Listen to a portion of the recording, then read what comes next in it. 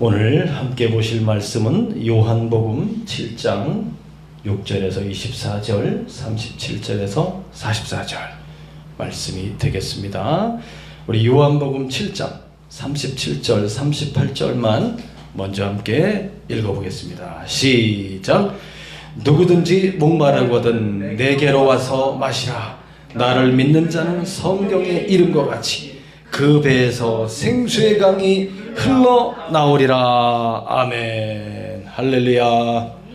오늘 말씀은 초막절과 그리스도, 성령의 생수의 강에 대해서 말씀을 전하겠습니다. 초막절, 참 이스라엘에게, 이 민족에게 주신 이 7가지 절기는 추수와 관련이 있습니다.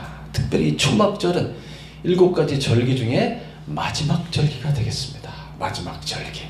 그래서 10월 달에 이 절기가 있게 됩니다. 추수에 이제 1년에 추수한 농산물을 다 창고에 저장하는 바로 그런 절기가 되겠고요. 그래서 수장절이라고도 하고, 초막절이라는 것은 무슨 뜻이냐면 이제 텐트를 치게 되는 것입니다. 그래서 감람나무 가지와 종려나무 가지를 갖다가 이렇게 세워서 텐트를 치고, 과거에 이스라엘 민족의 그 조상들이 출애굽하여서 광야를 지날 때 40년 동안 함께 하셨던 그 위대한 구원의 하나님을 이제 찬양하는 의미가 들어 있습니다. 그래서 조상들이 그때 그 고난의 시기를 거쳐갈 때 하나님께서 얼마나 이들을 사랑하시고 먹이시고 입히시면서 이들을 구원해 내셨는가 하는 것을 추억하는 겁니다. 그래서 텐트에 온 가족이 이제 야영을 하는 겁니다. 그래서 초막절은 일주일 동안 행하게 되어 있습니다. 그래서 텐트를 치고, 장막절이라고도 하죠. 그래서 온 가족이 함께 모여서 거기서 이제 아버지 또는 할아버지가 들려주는 이제 이스라엘 민족의 구원의 역사에 대해서 쫙 이야기를 듣고, 또 당신들이 살아오는 과정 속에서 어려움과 고난이 있었을 때 어떻게 하나님이 우리를 구원해 주셨는지에 대해서 자녀들과 손주들에게 쫙 이야기해주는 그런 절기가 되겠습니다. 또한 이 초막절에는 모든 남녀노소와 그리고 이스라엘 온 백성과 그리고 가난한 자들과 또한 이제 과부와 고아들, 이런 사람들이 다 참여할 수가 있고, 하물며 나아가 종들도 함께 이 절기에 참여를 할 수가 있으며 이방인들까지도 함께 와서 참여하는, 그야말로 정말 천국과 같은 이미지를 보여주는 그런 이제 절기가 되겠습니다. 이 초막절날 이제 예수님께서 예루살렘을 방문하게 되는 겁니다. 예수님이 예루살렘을 방문할 때 이제 예수님의 3년 6개월의 그 공생의 사역이 6개월 남겨둔 시점입니다. 그래서 분위기가, 예루살렘의 분위기가 험악했어요. 예수님을 어떻게든지 잡아서 그를 가두고 그에게 위협하고 그를 죽이려고 하는 그런 강한 권력자들이 예수님을 대단히 핍박하고 싫어하고 미워하는, 그 미움의 정도가 최절정에 달하고 있는 그 시기가 되겠습니다. 왜 예수님은 이러한 위험한 때에 이 초막절 절기에 예루살렘 그리고 성전에 방문하셨을까요? 그 이야기를 말씀을 통해서 함께 보도록 하겠습니다. 자, 우리 6절부터 10절까지 또 한번 읽어보도록 하겠습니다. 시작. 예수께서 이르시되 내 때는 아직 이르지 아니하였거니와 너희 때는 늘 준비되어 있느니라. 세상이 너희를 미워하지 아니하되 나를 미워하나니 이는 내가 세상의 일들을 악하다고 증언함이라. 너희는 명절에 올라가라. 내 때가 아직 차지 못하였으니 나는 이 명절에 아직 올라가지 아니하노라. 이 말씀을 하시고 갈릴리에 머물러 계시니라. 그 형제들이 명절에 올라간 후에 자기도 올라가시되 나타내지 않고 은밀히 가시니라. 은밀히 가시니라. 자기는 분명히 안 간다고 그래놓고 이제 명절 중간에 예수님이 예루살렘으로 가시게 되는 겁니다. 갈릴리에서 예루살렘으로. 왜 예수님께서는 내 때가 아직 이르지 아니하였다고 했을까요? 너희 때는 늘 준비되어 있다. 너희는 예루살렘을 방문하는 것이 아무 문제가 없지만 나에게는 문제가 있다는 뜻입니다. 내가 가게 되면 이제 예수님을 잡으려고 하는 세력들이 누굽니까? 바로 대제사장 무리들입니다. 대제사장. 그러니까 이전 제사장과 현직 제사장. 이 제사장이 이제 이스라엘의 이런 모든 이제 재판을 담당하는 그런 공회의 의장이 바로 회장이 그 당대의 대제사장입니다. 그래서 이 공회원들이 71명이잖아요. 71명. 이들에게 이 공회원들의 그 구성원들을 보면 대부분 이제 바리새인들이 많습니다. 율법 학자들이. 그래서 이 사람들이 이스라엘 이 사회를 이제 다 통솔하고 지도하는 지도층이 되겠습니다. 또한 이제 많은 바리새파들 있죠. 율법을 이제 아주 중요하게 생각하고 율법만이 우리를 구원할 수 있는 것으로 이렇게 생각하면서 율법의 행위를 강조하는 그런 사람들이죠. 그러나 이 바리새인들과 공회원들의 이 문제점이 뭐라고 그랬습니까? 이 사람들은 백성의 지도자로서 백성의 존경을 받기를 원하고 그 많은 율법을 잘 알고 율법을 가르치고 교수하며 해석하고 그리고 새로운 율법을 만들어내는 사람들이었지만 그들은 어떤 사람들이었습니까? 그들은 율법을 지키는 사람들인가요? 아닙니다. 율법을 지키지 않는 위선자들이 위선자. 겉으로는 정말 하나님을 잘 섬기는 위대한 하나님의 종이요, 하나님의 사역자요, 하나님의 선지자요 이런 것처럼 보이지만 그들의 속은 어떻다는 거예요? 매우 탐욕스럽고 매우 교만하며 매우 악하다는 거예요. 예수님이 왜 미움을 받고 핍박을 받냐면 그들이 세워놓은 그들의 아성, 그들의 탑을 이제 건드렸기 때문입니다. 그저 예수님이 조용히 다니면서 어떤 불의와 불법에 대해서도 아이고 세상이 뭐 그런 것이지 하면서 눈을 감고 다니고 이랬다 그러면은 예수님의 핍박을 받을 일이 없죠. 근데 예수님은 누구십니까? 이 세상을 구원하기 위해 오신 하나님께서 보내신 메시아시고 그리스도시고 하나님의 아들이시고 이 만유를 창조하신 진리의 하나님이십니다. 그분이 진리신 그분이 이 세상의 불의와 불법과 그리고 권력과 재물과 돈을 등에 업고서 가난한 백성들을 억압하고 고난과 고통을 주고 있는 이 경직된 이 사회 속에 그리고 하나님을 그렇게 잘 예배한다고 하지만은 그 속에 하나님을 경외하는 것이 없는 그저 재물과 돈과 물질만을 탐하고 있는 이러한 대제사장 무리들에 대해서 예수님께서는 그냥 지나칠 수 없는 거예요. 진리의 말씀을 그가 성경의 말씀을 꺼내서 그들에게 이야기하고 있는 것입니다. 그것이 그들의 권력에 대한 도전으로 보고 있는 거예요. 그래서 예수님을 싫어하는 겁니다. 예수님이 초기 사역에 성전에서 이 대제사장들이 장사를 하고 있다고 했지 않았습니까? 하나님의 집을 마치 강도의 소굴로 만들어서 그렇게 성전에서 이제 예배 드리러 온 사람들에게 그들의 재물을 빼앗아가는 그런 장사를 하지 않았습니까? 그래서 예수님의 그 성전을 다 엎어버리지 않았습니까? 장사하는 사람 내쫓고. 그리고 뭐라고 그랬습니까? 이 성전을 헐라 내가 제3일에 다시 세우리라. 이 성전은 예수님의 몸을 가리키는 거예요. 그것으로 인해서 예수님이 벌써 미움을 받기 시작했고 결정적으로 지금 이 초막절 있기 전 바로 2년 전에 무슨 일이 있었냐면은 38년 된 병자를 그 베데스다 연못에서 38년 된 병자를 예수님이 어떻게 했어요? 고쳐줬잖아요. 고쳐주었을 때 그때가 무슨 날이었어요? 안식일 날이었어요. 안식일 날. 안식일에 있어서 그 10계명의 율법 뭡니까? 안식일을 기억하여 거룩히 지키라. 그날은 노동하지 말지니라 라고 했잖아요. 그런데 예수님께서 그날 어떻게 했습니까? 안식일 날 병자를 고쳤단 말이에요. 하나님의 법은 그 최상위법이 있어요. 문구로 기록된 법보다 더 높은 법이 있어요. 그 법이 뭔지 아십니까? 그 법이 사랑의 법입니다. 사랑의 법.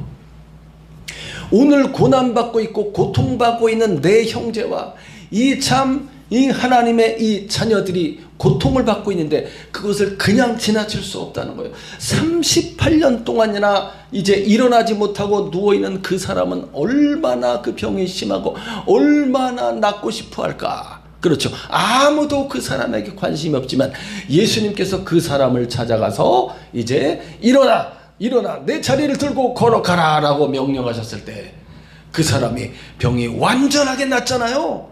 몸 전신이 완전하게 건강하게 되어서 그 사람의 자리를 이제 누워있던 자리를 다 들고 이부자리를 다 들고 걸어갔어요. 그 사람이 어디로 갔어요? 성전으로 갔어요. 성전. 그 베데스다 연못에서 바로 밑에가 성전이잖아요. 거기에 들어가고 싶은 이런 심각한 병자들은 못 들어가요. 거룩함이 훼손되었기 때문에. 근데 이 사람이 하나님 앞에 가서 하나님을 찬송할 수 있게 됐지 않았습니까? 이 불쌍한 이러한 한 영혼을 고쳐주시고 건져주시는 것이 바로 하나님의 사랑이에요. 그날이 안식일이라 할지라도 그를 고치는 것이 이것이 바로 예수님의 사역입니다. 예수님은 누구이십니까? 안식일의 주인입니다. 6일 동안 창조하고 제7일에 이제 하나님이 쉬면서 만물에게 쉼을 주지 않습니까? 땅도 사람도 모든 자연도 쉼을 통해서 회복하는 그런 걸 만들어 놓은 거예요. 그 안식일의 주인이 누구예요? 창조주시죠. 예수님이 바로 창조주예요. 예수님이 내가 안식일의 주인이다 라고 말한 거죠. 이것에 대해서 이 바리새인들 율법을 그렇게 중요하게 생각하는 이 사람들이 예수님을 싫어한 거예요. 저자는 율법 파괴자다 이렇게 모함을 하고 요새 말로 하면 프레임을 씌운다 그러잖아요. 모함을 해서 저자는 성전을 훼손하였고 하나님을 신성 모독하였고 율법을 파괴하였다. 이 자에게 있을 형벌은 사형밖에 없다는 거예요. 그래서 예수님을 싫어하는 거예요. 수많은 사람들이 예수님을 따랐고 수많은 사람들을 병으로 고통받고 귀신 들린 사람들을 고쳐주고 그 몸을 깨끗게 하고 그 영혼을 자유케 하면서 그들에게 새로운 이제 믿음의 세계를 열어주시고 이제 자유하는 삶을 예수님이 열어주지 않습니까? 많은 사람들이 예수님을 쫓았어요. 예수님이 만약에 자기가 진짜 왕으로 등극하고 뭐 이렇게 하려면 어떻게 하면 되겠어요? 정치적인 자기 세력들을 막 만들고 그리고 몰래 군사도 모집하고 이제 혁명을 일으킬 그런 걸 준비해 가지고 그래갖고 이제 그 중심부를 쳐야죠. 예루살렘을 쳐서 그 다음에 대제사장을 끌어내고 막 뭔가를 해야 되잖아요. 하나도 안 해. 그런 거 안 해. 예수님은. 그런 세상적인 세속적인 정치적 지도자가 아니에요. 예수님은 자기 목숨을 아버지의 뜻대로 바치기 위해서 온 거예요. 이 세상 죄인들을 구원하기 위한 구원의 방편은 거룩하신 한 사람이 제물이 되어서 모든 죄인들의 죄를 다 덮어쓰고 자기의 생명을 바쳐 피 흘려 죽어야지만이 이 죄악에서 이 사람들을 구원해낼 수가 있는 겁니다. 이러한 세상을 구원하기 위한 이러한 목적을 가지고 예수님이 이 세상에 들어와서 이제 이 세상 일들에 대해서 악하다고 증언했다고 하지 않습니까? 7절에 이 세상 일들 바로 바리새인들과 이 종교 지도자들의 위선입니다. 위선. 그것을 예수님이 지적하고 그것을 이제 말씀으로 쫙 드러내니까 자기의 더럽고 흉악한 죄악이 드러나니까 어떻게 하는 거예요? 예수님을 도리어 공격하는 거죠. 그래서 이렇게 그런 것이 가득해서 이제 6개월 있으면 예수님이 십자가에 못 박혀 죽어요. 6개월 있으면 바로 이스라엘 절기의 첫 번째 6월절입니다. 6월절 날 예수님이 십자가에 못 박혀 죽게 됩니다. 그 전 6개월 전이 바로 이 초막절.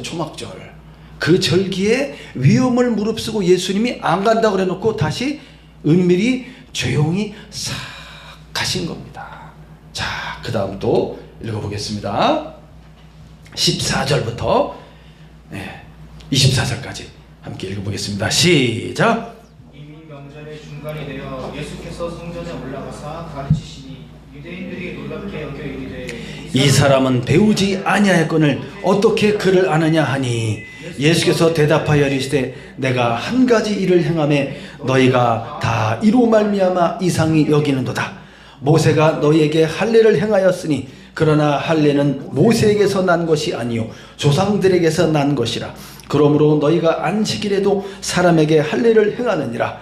모세의 율법을 범하지 아니하려고 사람이 안식일에도 할례를 받는 일이 있거든 내가 안식일에 사람의 전신을 건전하게 한 것으로 너희가 내게 노여워하느냐. 외모로 판단하지 말고 공의롭게 판단하라 하시니라. 예, 여기 읽어봐도 지금 이 유대 사회 그리고 예루살렘 이 성전의 분위기가 어떤지를 알 수 있겠죠. 예, 명절 중간에 명절이 이제 7일 동안 있으니까 한 3일 정도 지나서 예수님이 이제 예루살렘 성전에 올라가서 가르치기 시작합니다. 예수님이 말씀을 펴서 쫙 가르치니까 사람들이 듣는데 너무나도 뛰어나고 시기적절한 메시지를 성경을 펴서 쫙 이렇게 가르쳐 주니까 사람들이 놀라는 겁니다. 사람들이. 그래서 한쪽에서는 저 사람은 좋은 사람이다라고 말하기도 하고 한쪽에서는 저 사람은 아니다. 위험한 인물이다라고 또 말하는 거죠.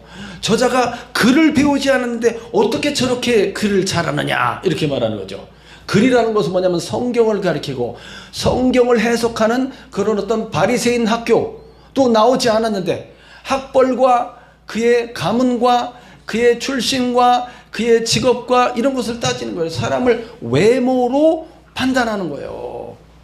그럼에도 불구하고 너무나도 기가 막히고 너무나도 정말 그 말씀의 해석이 너무나도 가슴에 와닿는 메시지를 쫙 전하고 있는 거죠. 그러면 그것을 들었을 때 거기에 이제 굴복하면서 그 말씀을 듣고 이 사람들이 새롭게 변화하는 길로 가야 되는데 도리어 예수님의 출신과 외모를 보고 공격한다는 거죠. 공격한다. 자, 그러면서 21절에 예수님이 이렇게 고난을 받고 예수님이 이렇게 공격을 받는 것은 이 한 가지 일 때문이다. 이게 바로 아까 설명드렸던 그 2년 전에 38년 된 병자를 고친 그겁니다. 안식일 날 그걸 고쳤다는 거예요. 왜 안식일 날 하냐 이거야. 안식일 전날하고 그 다음날 하지. 이것은 무엇에 대한 도전이다?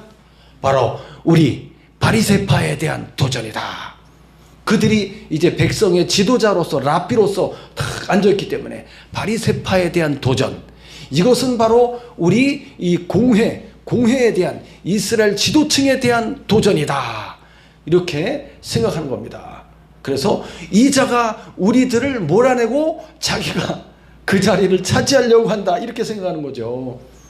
이 좁은 마음으로. 그래서 그것으로 인해서 예수님이 공격을 받는 겁니다. 그래서 예수님이 모세의 그 이야기를 하지 않습니까? 모세의 율법에도 뭐를 지켜야 돼요? 여기 22절은 할례를 대단히 중요하게 생각합니다. 할례라는 것은 뭐냐면 남자의 그 중요한 부분에 이렇게 칼로 베어서 표시를 하는 거, 표시, 할례. 그래서 이 표시가 있어야 하나님의 백성이라는 이제 언약입니다. 언약. 그게 저 옛날 이제 2000년 전에 예수님으로부터 2000년 전에 아브라함 때 주었던 아브라함을 통해서 만민을 구원하기 위한 하나님의 그 선택하심이 아브라함에게 있었어요. 그래서 그에게 할례를 명하심으로써 할례를 받은 이 백성들이 바로 이스라엘 하나님의 백성이 되는 거예요. 그래서 이스라엘 백성으로 들어오려면 전부 할례를 받아야 되는 것. 이걸 되게 중요하게 생각했습니다. 육체의 할례에 대해서. 근데 더 중요한 건 뭐예요? 겉으로만 표시가 되어 있으면 뭐예요? 진실로 그 사람들이 하나님의 말씀에 순종하고 거룩한 삶을 살아가고 하나님의 그 가장 높으신 법인 사랑의 법을 실천하는 의로운 공의로운 민족이 되어야 되는 것이죠. 근데 그런 하나님에 대한 믿음과 하나님에 대한 의와 하나님에 대한 신뢰를 다 깨뜨려버리고 그 사람들이 자기의 욕심만 차리고 있었다는 겁니다. 겉으로는 거룩한 척을 하였고, 그래서 여기 말하고 있는 바와 같이 할례는 언제 행하냐면 아이가 태어나면 8일째 되는 날 할례를 행하게 되어 있어요. 근데 아이가 태어나서 8일째 되는 날을 딱 그날이 안식일이었어요. 그럼 어떻게 할 거예요? 딜레마죠. 안식일을 지키려고 아무것도 안 해야 되고, 근데 할례는 행해야 되고, 할례를 안 하면 내 백성 중에서 끊어지리라, 이런 약속이 있었거든요. 그러니까 우선 할례부터 하겠습니다 하고서 자기들이 하는 거예요. 제사장이 안식일 날 그 할례를 의식을 행한단 말이에요. 그리고 그 자녀의 부모가 다 함께 와서 예물을 드리고, 그리고 할례를 행하게 된다는 거죠. 안식일에도 할례를 행하지 아니하였느냐? 내가 무엇을 행했다는 거예요? 이 고통받는 병자를 치유한 것이 무엇이 문제냐 이거야. 여기 딱 봤을 때 아무 문제가 없잖아요. 그렇잖아요. 이런 말을 딱 하니까 이 백성들이 어떻게 나옵니까?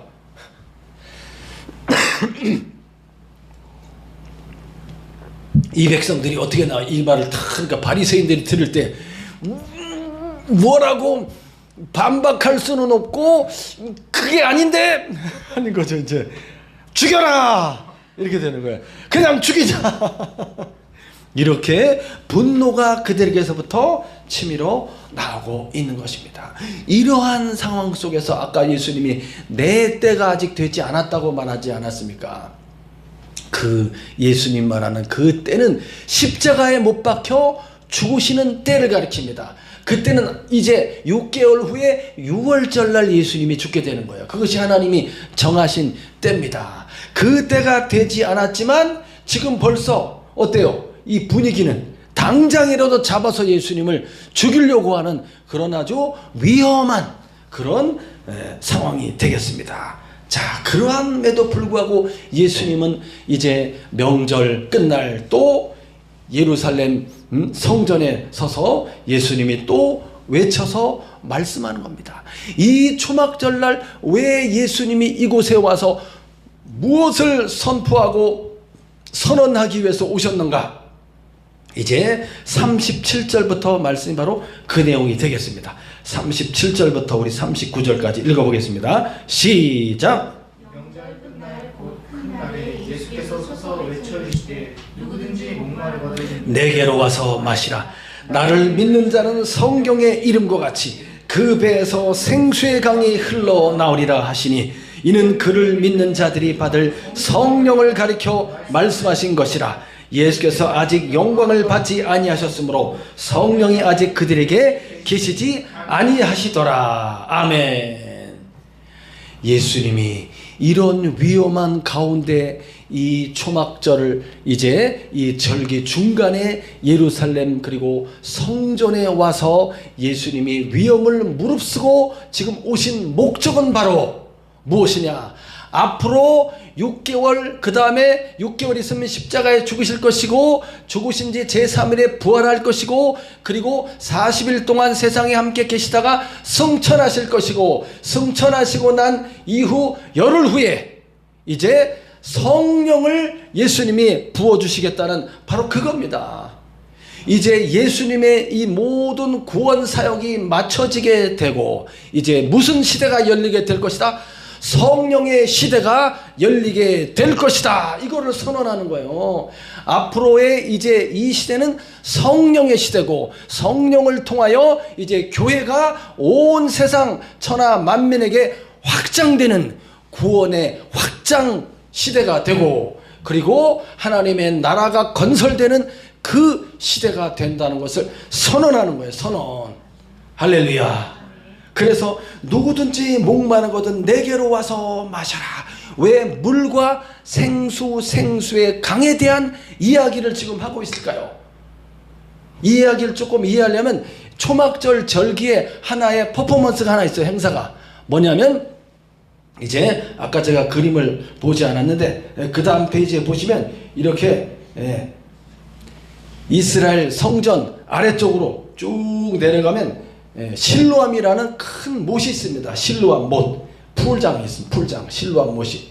자, 여기 2페이지에 제가 또 그림을 넣어놨는데 보시면 저 위에 성전이 있고 아래쪽으로 쭉 성벽들이 쭉 있습니다. 그리고 저 밑에 보면 풀장이 있죠. 거기가 바로 실로암 못이 되겠습니다. 실로암 못. 그래서 이 초막절날 무슨 행사가 있냐면 이제 이 실로암 못에 가서 사람들이 다 물을 길어요. 물통으로 물을 다 길어갖고 그 물을 들고서 이제 그 위쪽 길로 쭉 올라가면서 성벽에다가 물을 막 이렇게 물을 막 퍼붓는 그런 행사를 해요. 다 같이 막 이 사람들이 저 뭐 물통 안에서 들고 내려가고 물 퍼갖고 막 이 생수에 이 물이 물 퍼가지고 성벽에다가 막 그렇게 막 뿌리는 행사, 많은 행렬을 지어서 그때 그러한 광경이 있는 그때 예수님이 바로 이 이야기를 하고 있는 겁니다. 지금 누구든지 목마르거든 내게로 와서 마셔라. 나를 믿는 자는 성경의 이름과 같이 성경에서 말씀하신 것과 같이 그 배에서 그 믿는 자의 배에서 무엇이 흘러날 것이다? 생수의 강이 흘러나오리라. 여러분 이 배를 가리켜 이 볼록 나왔죠. 이 배 육신의 배는 원래 욕망을 상징합니다. 욕심꾸러기 드는 배가 많이 나왔죠. 그렇지. 그러나 이 배에서 뭐가 나온다? 생수의 강이 흘러나오리라. 이거는 뭐냐면 욕망을 뛰어넘는, 욕망을 제어하고 여기서부터 생명을 살리는 성령의 생수를 가리킵니다. 성령을 가리키는 거야. 이것이 생수의 강이 바로 부활하시고 승천하신 예수님께서 그의 이름으로, 예수의 이름으로 그의 영인 성령, 이 성령은 하나님 아버지의 영이면서 그리스도 예수의 영입니다. 그 영을 확 쏟아 부어주는 거예요. 무엇처럼? 이 사람들이 실로암 못에 가서 막 물을 퍼갖고 막 가서 막 물을 막 성벽에다 이렇게 막 끼얹잖아요. 그런 것처럼 이 생수가 그 사람의 속에서부터 확 솟아나올 것이다. 왜 그 실로암 물을 퍼다가 성벽에다 막 이렇게 뿌리는 그런 일을 하냐면 이스라엘 사람들이 광야를 지나갔다 그랬잖아요. 광야, 사막, 아라비아 사막 지나갔잖아요. 그때 그 사막에 물이 없었어요. 물이. 근데 하나님께서 모세를 통해서 모세의 지팡이로 이 바위를 치면 어떻게 됐어요? 바위가 탁 깨지면서 거기서 물이 막 흘러나왔어요. 생수가. 이 사람들이 그 물을 막 목마름 속에서 그 물을 퍼 마셨던 바로 그걸 상징하는 거예요. 그거를. 그 상징이 바로 초막절날 그 퍼포먼스 행사에 있었단 말이에요. 그렇다면 여기서 한 가지 더 말씀드려 줄게요. 이 실로암 못이 어떻게 생긴 거냐면 이때로부터 700년 전에 무슨 일이 있었냐면 그때 유다의 왕이 히스기야 왕이었고 북이스라엘은 저 더 북쪽의 아시리아 제국에서 멸망당했어요. 그래서 아시리아 제국의 사네립이라는 그 왕이 쳐들어왔어요. 쳐들어와서 이제 이 남유다까지 이제 다 삼키려고 이렇게 예루살렘 성을 이제 포위하게 됩니다. 그때 이 위에 북쪽에서 쳐들어오는 아시리아 군대를 대비해서 히스기야 왕이 성문을 굳게 잠그고 성 바깥으로 흘러나가는 이 물의 근원을 전부 막아버립니다. 그래서 이스라엘 성내 안으로 물이 돌 수 있도록, 그래서 그 물의 근원지가 어디냐면 기혼샘이에요. 기혼샘물이 있어요. 마르지 않는 샘이 이스라엘 그 성전산 밑에 거기 샘이 있어요. 그 샘물을 갖다가 바깥으로 나가지 않게 다 막아버리고 그 다음에 S자 형태로 500m에 이제 굴을 팝니다. 굴. 그래서 바위를 뚫어가지고 쫙 해서 이렇게 물길을 돌려서 S자로 쫙 500m의 터널을 팝니다. 높게는 막 1.5m. 응? 그 다음에 작은 데는 막 6, 70m 이렇게 해서 사람 하나 기어갈 정도로 그렇게 물길을 만들어 갖고 그래서 온 백성이 다 살기 위해서 막 전투적으로 그냥 막 다 모여 그냥 곡괭이 삼 이런 걸로 막 맨손으로라도 막 긁어내서 판 거예요. 그걸 막 죽기 살기로. 안 그러면 큰일 나니까 대군이 쳐들어오니까 그래서 이 아수르 군대는 목마르게 만들어 버리는 거지. 전략적으로. 그래서 물을 바깥으로 안 주게 해서 그때 터널을 뚫어서 500m나 긴 터널. 그래서 거기 성지순례 가면 꼭 거기 들르잖아요. 저는 아직 안 가봤어요. 사진으로만 봤어요. 아주 본 것 같이 얘기하죠. 그 터널을 사람들이 거길 들어가서 이제 끝으로 딱 나오면 거기가 실로암 풀장이에요. 풀장. 그래서 헤롯 대왕, 그 유대의 왕이 헤롯 대왕이었잖아요. 예수님 태어날 때 왕이. 헤롯 대왕이 그걸 갖다 그렇게 크게 만들어 놓은 거예요. 멋있게. 바로 그걸 가리킵니다. 그 물을 퍼서 쫙 성벽에 뿌리면서 우리의 조상들이 그때 하나님께서 이들과 함께 계셔서 모세를 통해서 이렇게 바위를 깨뜨려서 물이 나오게 하셨다. 이걸 지금 행하고 있는데 거기에 예수님이 누구든지 목마르거든 내게로 오시오. 나를 믿는 자는 그 배에서, 믿는 사람의 그 배에서 생수의 강이 흘러날 것이오. 할렐루야. 이거를 선언하는 겁니다. 6개월 그리고 8개월 후에 있을 성령 강림에 대해서 폭발적인 성령 임합니다. 여러분 그 성령을 받으시기 바랍니다. 예수를 믿으면 성령이 들어왔지만 성령이 내 안에 계시지만 위에서부터 부어지는 생수의 강물 같은 강력한 성령의 생수가 우리 안에 들어옵니다. 확 부어지게 됩니다.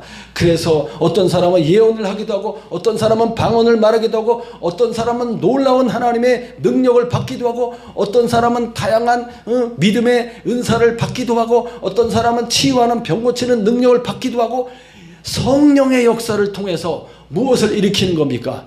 예수 그리스도만이 진리의 복음이고 예수를 믿음으로써만이 그 피로 말미암아 모든 죄사함을 받고 거룩한 하나님의 자녀가 되어서 영원한 하나님 나라 부활하신 그리스도의 몸과 같이 우리도 새로운 몸으로 죽지 않는 몸으로 변화되어서 천국에 들어갈 것이라는 이런 위대한 복음의 역사, 복음의 진리가 누구를 통해서? 성령을 통해서 이 복음이 전달되어지는 것입니다. 한 번도 보지 못한 하나님, 한 번도 보지 못한 예수님을 어떻게 믿을 수 있겠습니까? 성령의 역사를 통하여 그리고 그 예수의 이름을 통해서 능력과 기적이 나타남으로써 사람들이 예수님을 믿게 됩니다. 도저히 인간의 힘으로서는 감당할 수 없는 그런 사건과 문제들을 어떻게 해결할 것인가? 성령께서 지혜를 주시고 능력을 주시고 모든 만물의 자원을 끌어준다고 그랬잖아요. 만물의 자원을 쫙 끌어서 모든 것이 만물이 합력하여 너희들을 잘 되도록 이끌어 줄 것이다. 이렇게 이게 성령이 하시는 역사 아닙니까? 자, 이와 같은 놀라운 선포를 예수님이 해 주시는 것입니다. 할렐루야. 이 사건은 예수님이 죽으신 이후에 일어날 위대한 역사입니다.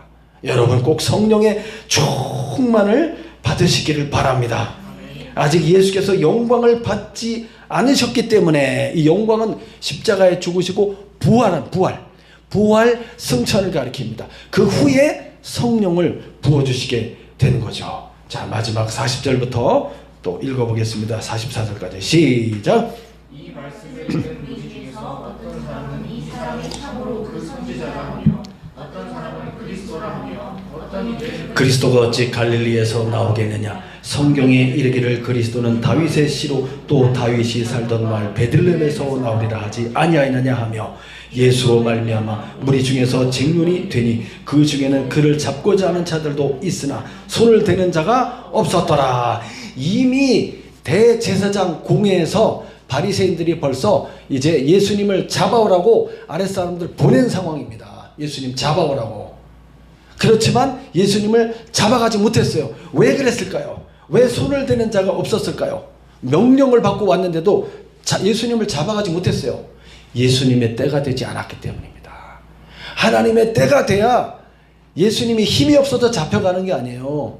때가 되어야지만 6개월 후에 6월절이 돼야지만이 예수님이 잡혀가게 되고 이제 십자가에 못 박혀 핍박과 고난을 받으며 피 흘리며 십자가에 못 박혀 죽게 되는 거죠. 대속을 완성하고 구원을 완성하게 되는 겁니다.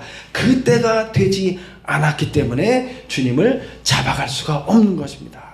예수님이 하시는 그 말씀과 사역을 봤을 때 그 선지자가 맞다라고 지금 사람들이 말하죠. 그 선지자는 이미 신명기 18장 15절에 이 모세가 한 얘기가 있습니다. 나중에 나와 같은 선지자가 나타날 것인데 그의 말을 들을지어다 하는 예언이 나와 있어요. 모세와 같은 위대한 선지자가 올 거라고. 그 사람이 예수님을 가리킵니다. 자, 그리고 그리스도라고 사람들이 말했다고 그랬죠. 그리스도, 다윗의 씨, 그리스도, 다윗의 씨, 예수님이 다윗의 씨입니다. 그런데 예수님이 태어나기는 그 다윗의 동네 베들레헴에서 태어났지만 성경 약속대로 자라기는 어디서 자랐어요?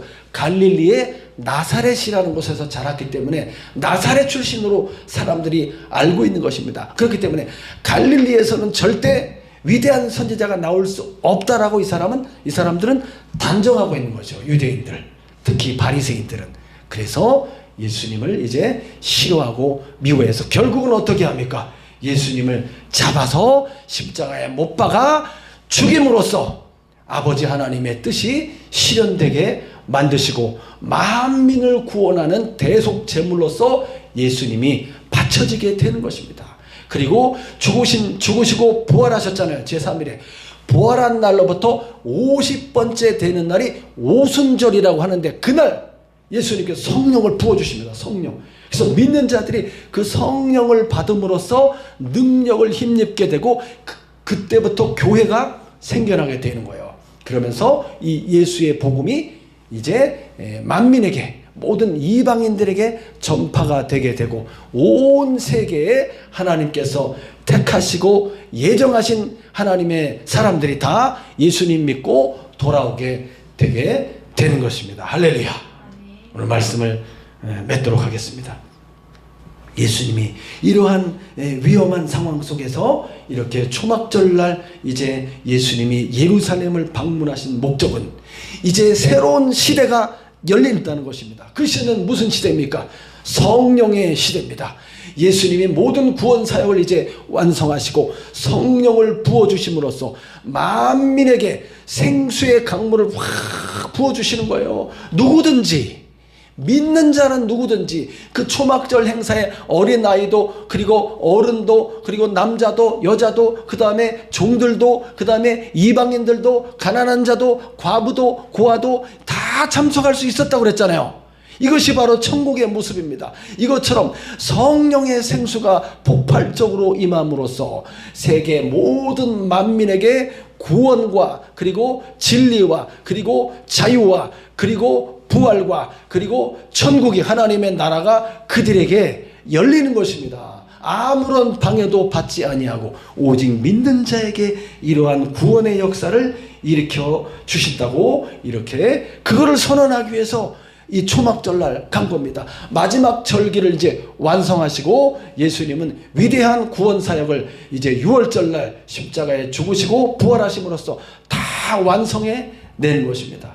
사랑하는 성도 여러분, 오늘 이 시대는 성령의 시대입니다. 성령의 시대. 그렇기 때문에 우리가 무엇을 간구하고 기도해야 되냐면 성령의 충만 받기를 기도해야 됩니다. 할렐루야. 이 예수님이 이렇게 말씀해 주신 것처럼 성령의 충만이 어느 정도로 생수의 강물과 같이 팍 터져서 막 흘러가도록 내 안에서 이 배에서 가득해서 흘러 넘치면 어떻게 돼요? 흘러 넘쳐서 막 흘러가겠죠. 이 물이 닿는 곳마다 죽은 것이 살아나는 역사가 일어납니다. 죽은 자가 막 살아나. 병든 자가 치유를 받고 막 어려운 사람들이 고통을 받는 사람들이 이러한 이 성령으로 충만한 믿음의 사람들을 만날 때 그 사람들이 새로운 살아나는 역사가 나타난다니까요. 이것이 성령의 역사입니다. 성령께서 그 사람 속에 생수의 강물을 흘려보내서 그로 하여금 살 소망을 주시고 살 수 있는 생각을 주시고 그 기회를 주시고 그 길을 열어주신다는 거예요. 이것이 바로 성령으로 말미암는 구원의 역사입니다. 그러한 것을 꼭 체험하시고 그렇게 성령의 생수를 가득하게 받으시고 많은 사람들에게 흘려보내심으로써 많은 사람들이 우리를 통하여 구원에 이르는 놀라운 역사가 나타나기를 이 한 주간도 예수 이름으로 축원합니다. 기도하겠습니다.